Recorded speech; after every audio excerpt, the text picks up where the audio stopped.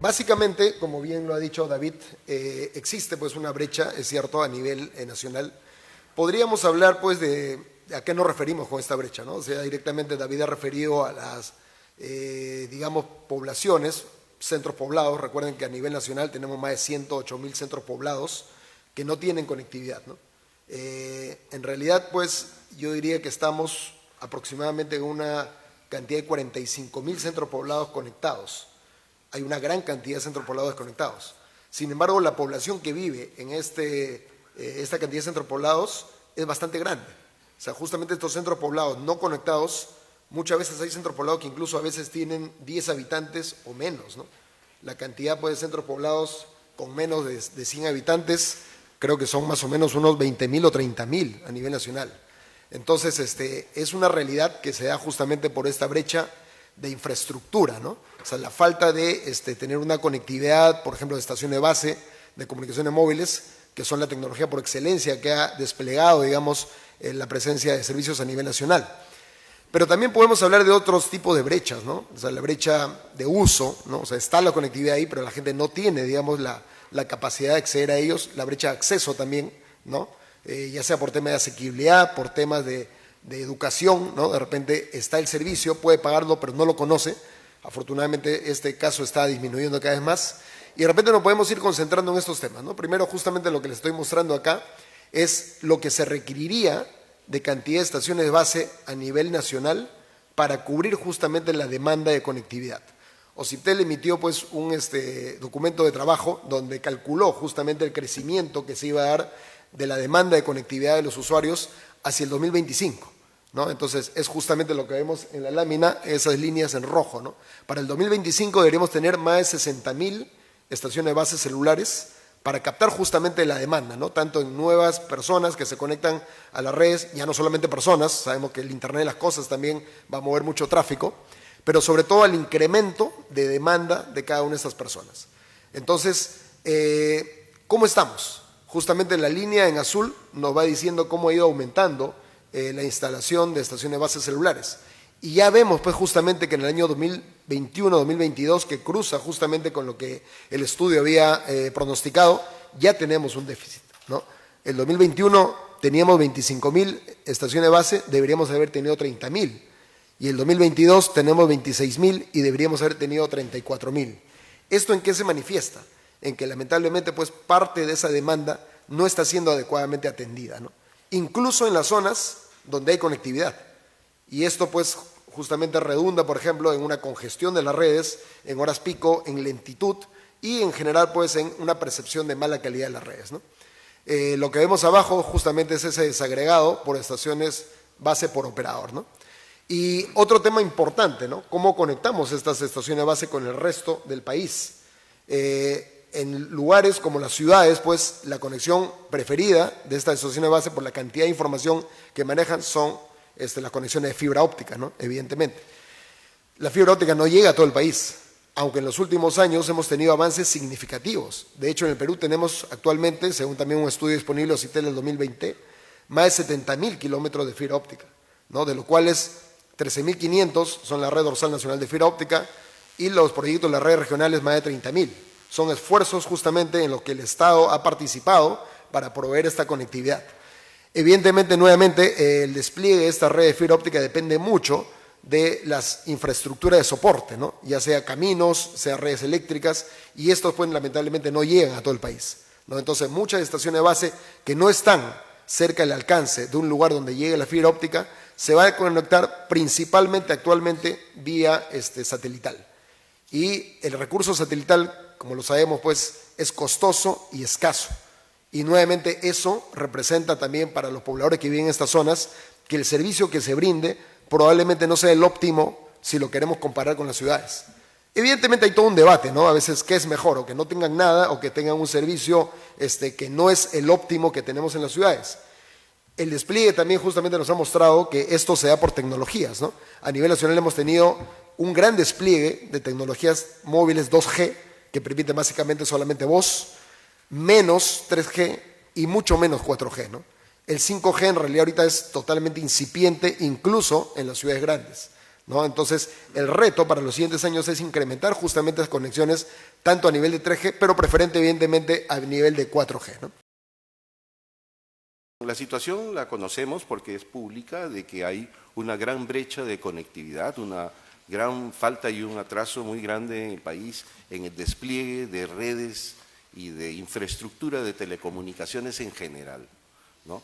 Entonces, eso es algo que a nosotros particularmente siempre nos tiene atentos. ¿Por qué? Porque la transformación digital no puede hacerse si le falta ese pilar tan importante que es la conectividad, ¿no? Entonces, estamos nosotros tratando, dado el rol articulador de la Presidencia del Consejo de Ministros respecto a los demás sectores, de que se puedan hacer los mayores esfuerzos y se articule el sector público, el sector privado, y se puedan llegar, digamos, a hacer acuerdos y esfuerzos para poder cubrir la brecha de conectividad como una cosa básica para poder conseguir, ¿no?, lo demás. Y lo otro es el tema del estado de lo que es el empoderamiento desde el sentido de las competencias digitales que pueda tener el ciudadano, que le permitan beneficiarse de cualquier esfuerzo de conectividad o de contenidos, etcétera, ¿no? Sin las competencias digitales el ciudadano no se puede beneficiar y por tanto no puede incrementar el centro de todo, que es el ejercicio de la ciudadanía digital, el grado de ejercicio de la ciudadanía digital. Nosotros en CEDRO trabajamos en la Amazonía, tenemos proyectos en la Amazonía, entonces hablo desde el trabajo que hemos realizado ahí. Y claro, escuchando las cifras de la Erestel, de la encuesta que hace OCIPTEL, nosotros sí sentimos esa brecha cuando vamos a las zonas rurales, ¿no? 0,26% de la población rural vive en zonas que tienen acceso a internet fijo, ¿no? Lo que nosotros hemos visto es que efectivamente ha habido una expansión muy fuerte del internet móvil. Lo vamos a responder quizás en la segunda pregunta de los logros, pero en cuanto al internet fijo sí vemos una necesidad muy grande, ¿no? Por ejemplo, tras la pandemia se ha expandido mucho el uso de la educación digital, de la educación a distancia, y es muy difícil hacerla con el internet móvil. Además, no solo, el hecho de que las personas solamente tengan internet móvil también reduce el acceso de las familias a las computadoras, a la PC o a las laptops, ¿no? Solamente tienen celulares. Hacer educación a distancia a través de esos medios es muy complicado y además los planes de datos se terminan, ¿no?, con el internet móvil. Entonces sí hay una necesidad muy fuerte, cada vez más creciente, por el acceso a internet fijo en estas zonas. Yo diría que ese es uno de los principales retos para el sector, cómo hacer que el internet fijo pueda llegar a estas zonas, junto con dos más. Sé que tenemos solamente 3 minutos en esta ronda, así que los voy a mencionar solamente, que es el desarrollo de servicios digitales que estén dirigidos a esa población. Incluso los cursos de educación a distancia no siempre están dirigidos a esa población. Los que generan estos cursos, los que los desarrollan, lo dirigen a otro tipo de público y hay que promover el desarrollo de servicios para esa población y la identificación y desarrollo del talento digital en esta zona, ¿no? Se ha visto que, por ejemplo, desde hace muchos años muchos centros poblados tienen acceso a internet fijo gracias a proveedores informales que llevan el internet desde otras zonas, ¿no? En algunos casos los llaman piratas. Para la gente que vive en esos centros poblados han sido la salvación, ¿no? Municipalidades tienen internet gracias a ellos y estas personas no son necesariamente de la zona, ¿no? Son gente que viene de las ciudades, que ha aprendido en el camino a lograr la solución de llevar la conectividad a nuevos sitios, y ese tipo de talento que aparece en el mundo informal debiera ser rescatado, debiera ser formalizado y debiéramos también tener planes que permitan el desarrollo de este tipo de talentos digitales, llamémosles así, en las zonas rurales. Nosotros tenemos actualmente aproximadamente 3 millones de personas que no acceden a Internet. Entonces, para avanzar en 3 grandes rasgos, para que esta brecha se cierre y las cosas cambien realmente y no tengamos que reunirnos todos los años para resaltar nuestros déficits, creemos que es importante que exista un trade-off, una negociación, un sentarse, un acuerdo entre el sector público y el privado para que esta cobertura en centros poblados, en zonas rurales, pueda ser sostenible, ¿no? No se ha dado esto con la suficiente, digamos, antelación, porque hay una necesidad de entender que lo que tenemos no es suficiente y necesitamos avanzar mucho más rápido, pero hacerlo de una manera sostenible. Y esto pasa por un ganar-ganar entre el sector público y privado. No hay otra forma, no lo puede hacer solo el sector público, tampoco lo puede hacer solo el sector privado. De otro lado, hay cosas dentro de ese acuerdo que se tienen que, por ejemplo, debatir y conversar que no se están dando. Revisar el concepto de acceso universal por pasar al tema de servicio universal. ¿Qué quiere decir esto? Poner en las obligaciones contractuales de los operadores el despliegue en estas zonas no cubiertas, la asignación de nuevo espectro, las renovaciones de contrato. No basarse solo en multas, sino en expansión de cobertura, por ejemplo, ¿no? ¿Por qué? Porque la población necesita este acceso. Y por otro lado, que es lo más importante, y seguro que Michael lo va a profundizar, tenemos que cambiar la visión urbana del despliegue hacia estas zonas. Nos hemos basado en la oferta, pero no en la demanda. Y ahí uno de los errores, por ejemplo, la red dorsal.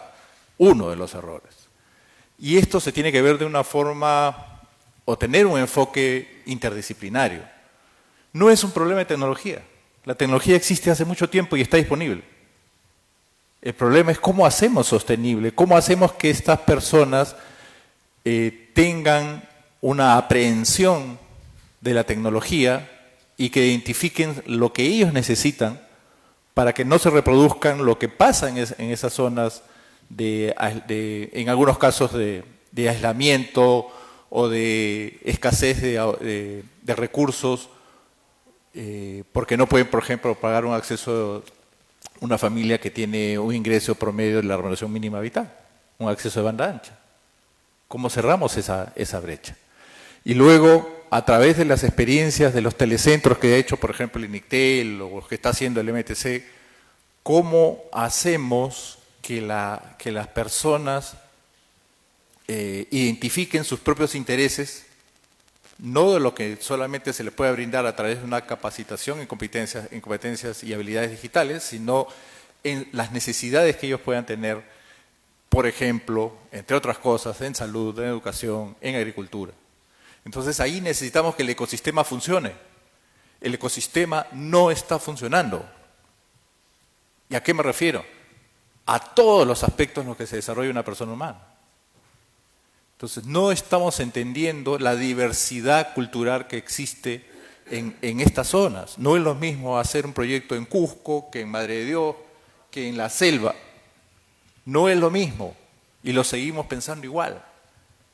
Y también lo seguimos regulando igual. Entonces, si seguimos haciendo lo mismo, no vamos a obtener los resultados que queremos.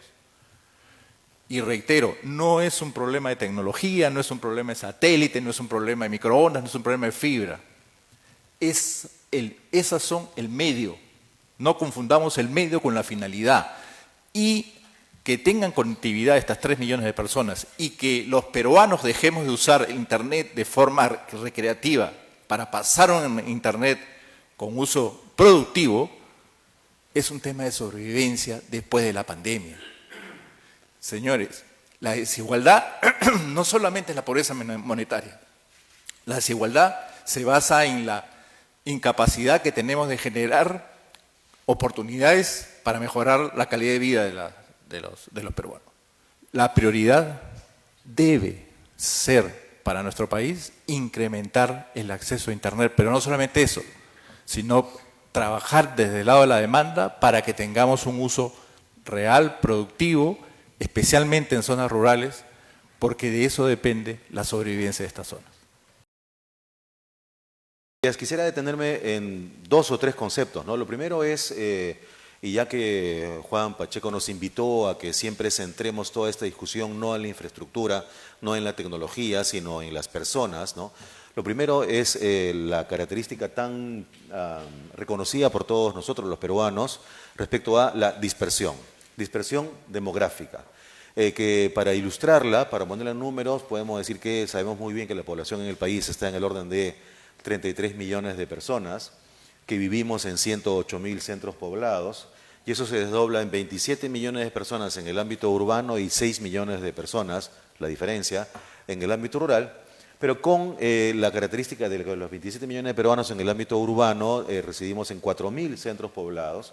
Si hacemos una división, tenemos un promedio de población de 7.000 personas, 7.000 habitantes por cada centro poblado urbano. Por ejemplo, en este instante, quienes estamos aquí reunidos, estamos en el centro poblado San Miguel, que es el distrito, que tiene 26.000 habitantes, residentes, y además con una dispersión enorme respecto a, por ejemplo, el centro poblado o distrito de mayor población en el país, que es San Juan de Lurigancho, con más de 1 millón de personas, mientras que en el ámbito rural tenemos a 6 millones de compatriotas que viven en 104.000 centros poblados rurales, que si descontamos los 20.000 centros poblados rurales con una población de 0, según los registros oficiales, y hacemos una división, tenemos una población promedio en el centros poblados rurales del orden de 60 o 70 personas, ¿no? Entonces tenemos un ámbito urbano con poblaciones promedio de 7.000, en el ámbito rural centros poblados con una población promedio de 70 habitantes. Vemos esa dispersión y dentro de cada caso, a su vez también enormes dispersiones. Ese es un primer punto que es una característica estructural de nuestra sociedad, de nuestro país, que motiva lo que también en la pregunta está planteado respecto a cuáles son esos desafíos, cuáles son los grandes retos, ¿no? Con lo cual paso al siguiente punto, que son cuáles son estas brechas que nos deben importar tanto, ¿no? Mencionaba Juan hace un momento la cifra de 3 millones de peruanos que residen en centros poblados sin cobertura. Según la cifra oficial del MTC publicada hace muy pocas semanas, el número que tenemos al 2022 es 3,5, o sea, 3,5 millones de peruanos que viven en centros poblados sin cobertura, a los cuales debemos sumar 5 millones de peruanos que viven en centros poblados donde solamente existen 1 o 2 operadores, con el beneficio que bien sabemos acarrea la competencia con 3 o 4 operadores.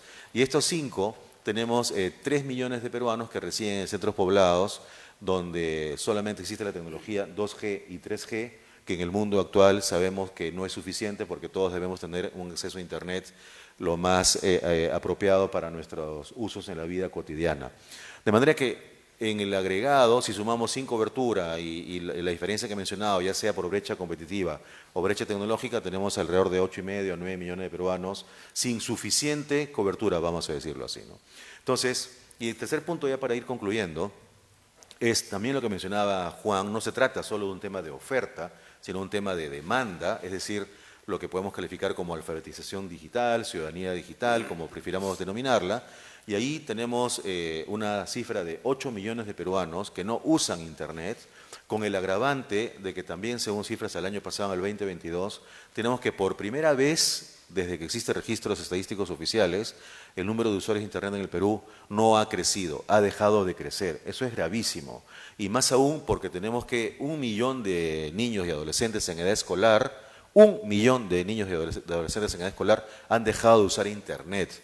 Eso no ha salido en ninguna noticia que hayamos visto, pero es absolutamente grave y preocupante, sobre todo porque se refiere a lo que más nos debe importar, que los peruanos estemos conectados en el sentido amplio, no solamente porque accedamos al servicio, sino porque además lo podemos pagar y además porque lo sabemos usar, además, tal como siempre la encuesta de Erestel que desarrolló Ciptel menciona, porque valoramos el servicio, porque nos aporta a nuestra vida cotidiana, ¿no?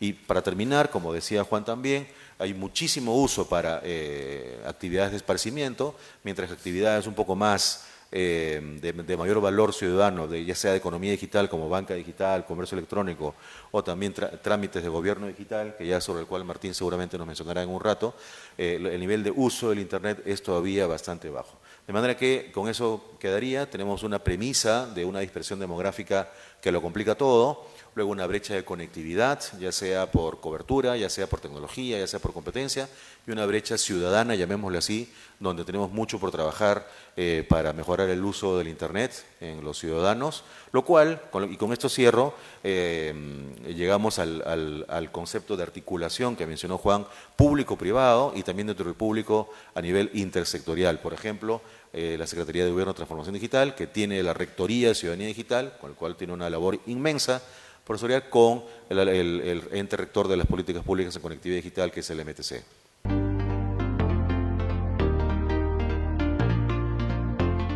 Otros temas también importantes en los cuales se ha discutido por mucho tiempo en la industria es el lograr sinergias, ¿no?, entre los diferentes operadores mediante, por ejemplo, el uso compartido de infraestructura, ¿no?, tanto activa, pasiva, el espectro, etcétera, que justamente permita pues de que no solamente sea uno el que llega a diferentes sitios, como bien también lo dijo Carlos, realmente es cierto, hay una gran cantidad de centros poblados donde o llega uno o llegan dos, y si se cae ese, la gente se queda totalmente desconectada, ¿no? Ahora lo hemos visto justamente en la emergencia, ¿no? Solamente contando los departamentos de la zona norte que fueron afectados por el ciclón Yaku, hemos tenido pues que han tenido caídas aproximadamente, que han afectado a una población de 200.000 personas, una cantidad grande de centros poblados, ¿no? Estamos hablando de 8.000 centros poblados de repente, algunos de ellos, un porcentaje importante, donde justamente solamente había un operador, y esta gente se ha quedado desconectada en algunos casos por más de 40 días, ¿no?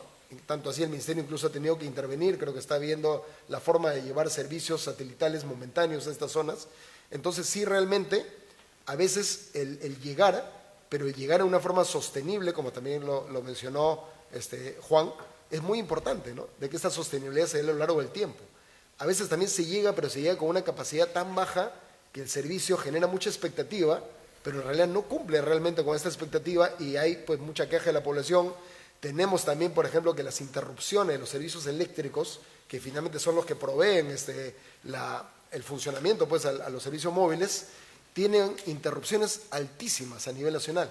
El 70% de las interrupciones el año 2022 de los servicios móviles se han debido justamente a fallas en el proveedor de energía eléctrica. Y esto lamentablemente ha estado subiendo en el tiempo. Un poco las explicaciones que nos dan del sector eléctrico es que sí, pues lamentablemente por la pandemia ha habido un desvío de los recursos, sobre todo en redes eléctricas que son de origen estatal, digamos, o sea, funcionamiento estatal por el FONAFE, ¿no? Porque evidentemente quizá han habido pues prioridades más importantes durante la pandemia, pero eso se tiene que corregir, ¿no? O sea, hay un tema de operación y mantenimiento de estas redes regionales, de estas redes rurales eléctricas, que al final nos terminan también marcando el límite, hasta dónde podemos llegar en forma sostenible, hasta donde llega justamente la electricidad, ¿no? O sea, hay muchas zonas también en el país que no tienen servicios eléctricos y las estaciones de base que están ahí funcionan solamente por horas alimentadas por petróleo, ¿no? Entonces se tiene pues nuevamente una serie de cobertura a medias, lamentablemente, que ya se está revisando también, como mencioné hace un momento, el reglamento de cobertura para reconocer que hay lugares donde probablemente, evidentemente, no puedes exigir también los mismos niveles, ¿no?, que exiges, por ejemplo, en las ciudades, ¿no? Debido a la geografía tan compleja de nuestro país, tenemos que ser conscientes de que nunca vamos a llegar con fibras ópticas a todos los centros poblados que se han mencionado. Eso no va a ser posible. Y por otro lado, tampoco, esos centros poblados, la gran mayoría no están en el mapa de los programas de despliegue de fibras ópticas, ni públicas ni privadas. Entonces, ¿qué hacemos con esos 38.000? Tenía yo, pero si son 50.000 o más de 50.000, con mayor razón, ¿qué hacemos con esos centros poblados?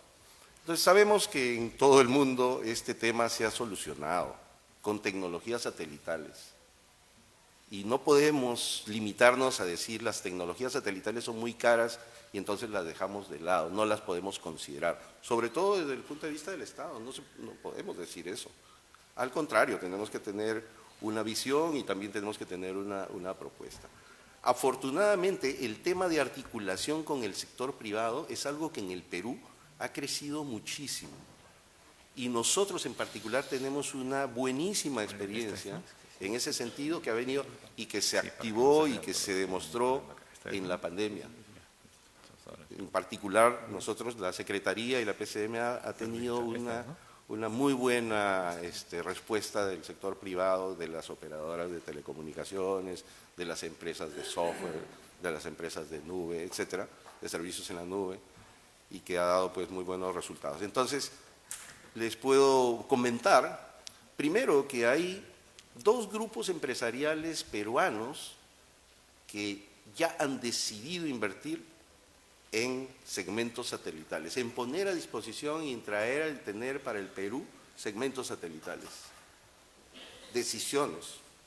Y la segunda es que el sábado 30 de abril se lanzó un satélite que, o sea, eso es por el lado de la escasez del segmento satelital, del recurso satelital.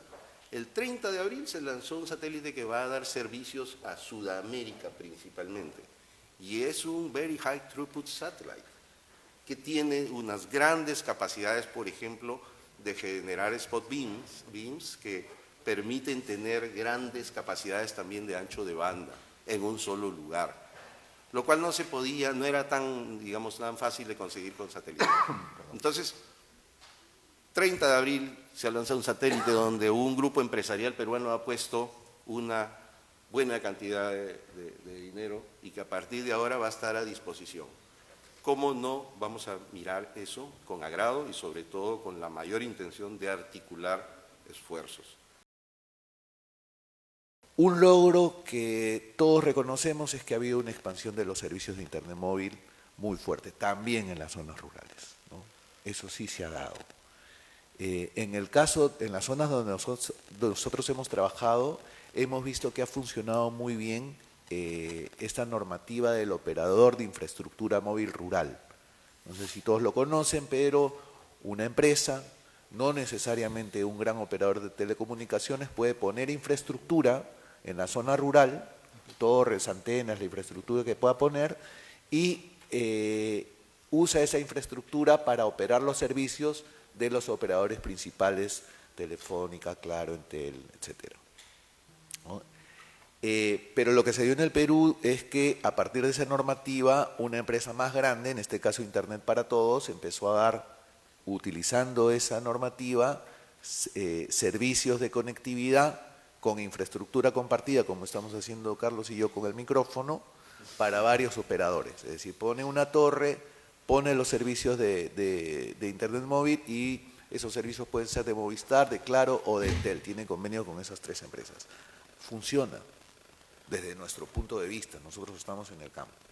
Vemos que funciona. Se expanden los servicios. Incluso hay lugares que son periurbanos en donde hay competencia entre 2 operadores utilizando una misma infraestructura. A los operadores les resulta más barato el soporte y la operación. Lo hace una empresa que está enfocada en trabajar en zonas rurales, porque el operador de infraestructura móvil rural, también existe Mayu Telecomunicaciones, hay otros, solo trabajan en zonas rurales. Su licencia no les permite trabajar en otros lados. Entonces, tienen una mirada muy rural, están preparados para ir al campo, y por supuesto que sufren de todos los problemas que tiene la ruralidad, como el que se acaba de mencionar de la electricidad. No se puede hacer desarrollo de telecomunicaciones si no se hace en paralelo un desarrollo de los servicios de electricidad. Eso sí es básico, ¿no? Entonces, yo lo que decía es, como ruta, ¿por qué estas ideas de infraestructura compartida para la expansión móvil no se da para el fijo? ¿Cuáles son los mecanismos que se tendrían que dar para que también se pueda compartir infraestructura que permita expandir los servicios de Internet fijo? Lo de la red dorsal es una carga que todos los que trabajamos en el desarrollo digital llevamos en el Perú, ¿no? A todos nos duele lo que está pasando con la red dorsal, lo que sigue pasando.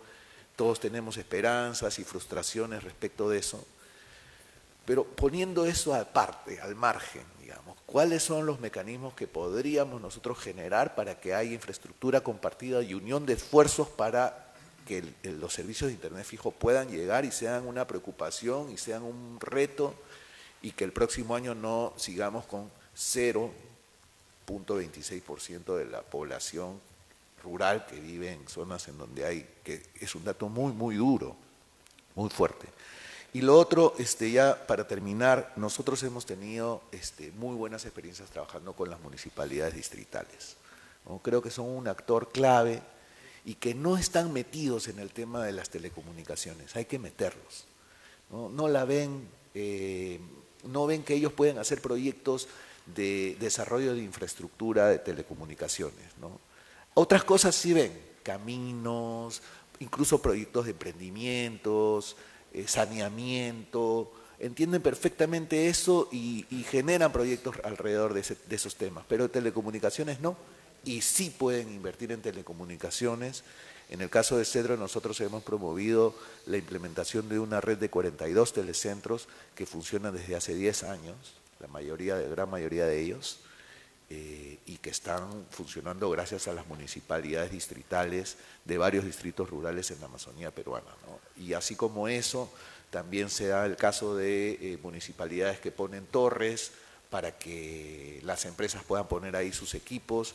Son pocos esos casos, pero se dan, y creo que hay que capacitar, incentivar y promover que los gobiernos locales puedan participar en la expansión de las telecomunicaciones en la zona rural del Perú. Mencionábamos hace un rato en la intervención previa que el número de peruanos que residen en centros poblados sin cobertura al 2022 asciende a 3,5. El año 2019, antes de la pandemia, la cifra era 5 millones, de manera tal que un logro importante es esta reducción en la brecha de conectividad en 1,5, o sea, 1,5 millones de peruanos que ya residen en centros poblados con cobertura. Y esto es gracias a precisamente el concepto tan importante, tan valioso de la articulación público-privada, traducida en el reconocimiento del aporte, de la compartición de infraestructura a través del modelo que mencionó Maiku, por ejemplo, ¿no? Es del operador de infraestructura móvil rural, que solamente quisiera añadir al respecto que es un modelo de origen peruano, fue concebido aquí en una normativa de hace ya una década y fue operativizado hacia el 2018-2019 con la implementación de empresas que tienen este modelo, ¿no? Y por supuesto de forma complementaria con medidas tales como el mecanismo de canon por conectividad o también hace unos años la habilitación del uso de las redes regionales que ya estén totalmente con un acta de conformidad para que puedan ser utilizadas para la expansión de la cobertura móvil.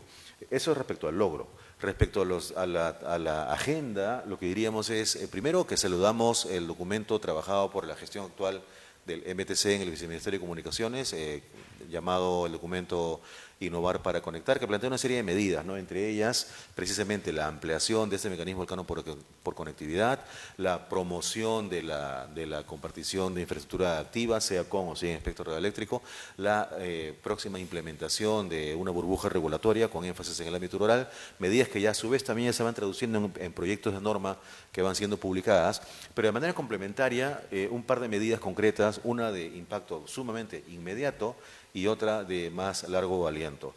Como a nivel inmediato, que las redes regionales habilitadas para ser utilizadas para la expansión de cobertura móvil no sean solamente aquellas que ya estén formalmente concluidas con acta de conformidad, que son 9 de las 18, sino también las otras 9, que en su mayoría ya están técnicamente habilitadas, más aún cuando falte algunos documentos formales por concluir. Entonces, eso, si ya vemos el impacto que han tenido el uso de las redes regionales hasta el momento, que son hasta alrededor de 5 o 6 de ellas, que podrían ser hasta 9, con la habilitación del uso de las otras 9, habría un efecto absolutamente inmediato, sobre todo en línea con lo planteado por el MTC en el documento Innovar para Conectar, una de cuyos 9 recetas en el menú es poner en valor la red dorsal junto con las redes regionales. Esto es una forma muy tangible de ponerla en valor, insisto, de manera inmediata.